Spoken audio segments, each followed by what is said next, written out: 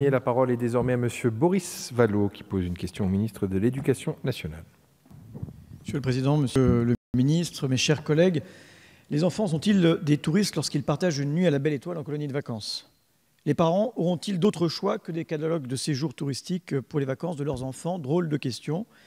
Mais c'est pourtant la situation qui se profile au 1er juillet prochain avec l'entrée en vigueur de l'ordonnance du 20 décembre 2017 et du décret du 29 décembre 2017 qui transpose la directive européenne Travel. Ces textes de transposition, tels qu'ils ont été rédigés par le gouvernement, soumettent les organismes d'accueil collectif de mineurs, les ACM, sans but lucratif, à l'obligation d'immatriculation prévue au Code du tourisme et au dépôt d'une garantie financière. Ainsi, les colonies de vacances, les mouvements scouts, les classes découvertes se retrouvent alignés sur le marché du tourisme sans aucune prise en compte de leur vocation éducative, sociale, solidaire. Quid de l'inscription de ces colonies depuis plus d'un siècle dans des finalités qui sont du ressort des politiques publiques, celles de l'éducation nationale, celles de jeunesse et sport, et qui peuvent être, selon les époques, hygiénistes, sanitaires, sociales, éducatives et même sécuritaires.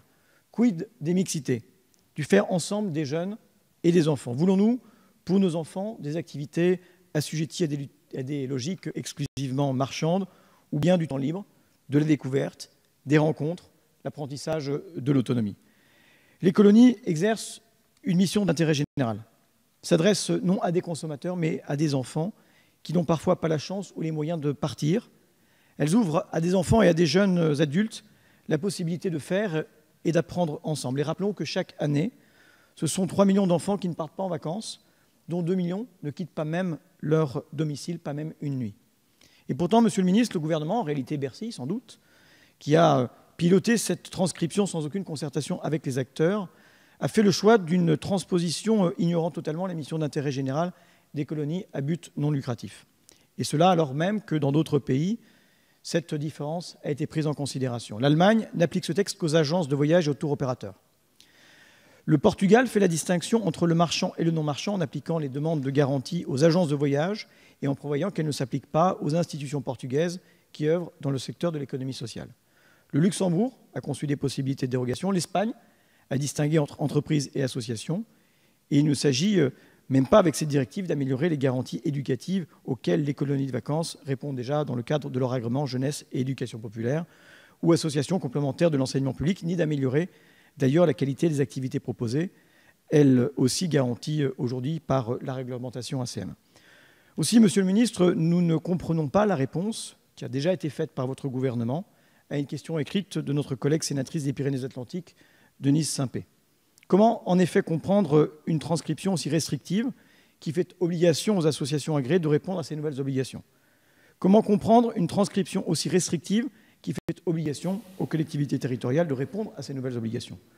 Comment comprendre une transcription aussi restrictive qui fait obligation aux ACM organisant des séjours à la journée sans hébergement de répondre à ces nouvelles obligations, comme le prévoit la réponse écrite faite à la question de la sénatrice? Je vous remercie. Merci beaucoup, Monsieur Vallaud. La parole est au ministre de l'Éducation nationale, Monsieur Jean-Michel Blanquer.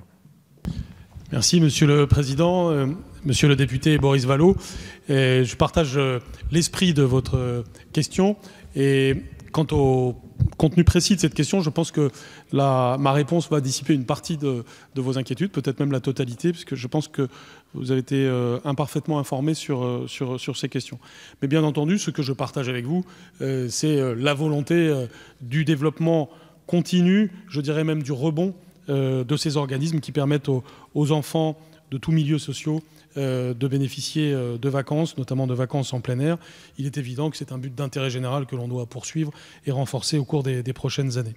Nous le savons, les fameuses colonies de vacances sont principalement portées par des associations et dans une moindre mesure par des collectivités publiques. Chaque année, 900 000 départs de mineurs au sein de 28 000 séjours sont ainsi réalisés.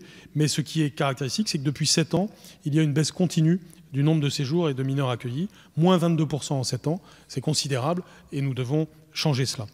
La directive européenne du 25 novembre 2015 a notamment pour objectif d'assurer un niveau élevé de protection des voyageurs au regard des risques physiques et pécuniaires liés aux activités de voyage et de séjour. On peut donc comprendre là aussi l'inspiration de cette directive avec les enjeux notamment de prévention des risques.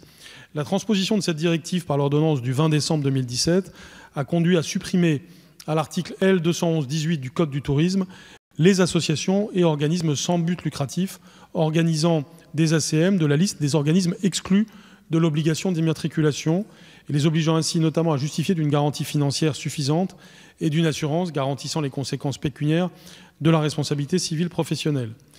Pour autant, cette suppression ne conduit pas à faire entrer dans le champ de l'immatriculation touristique par Atout France et des diverses obligations prévues par la directive tous les organisateurs d'ACM, qui sont définis donc aux articles L227.4 et R227.1 du Code de l'action sociale et des familles. Plusieurs cas doivent donc être distingués.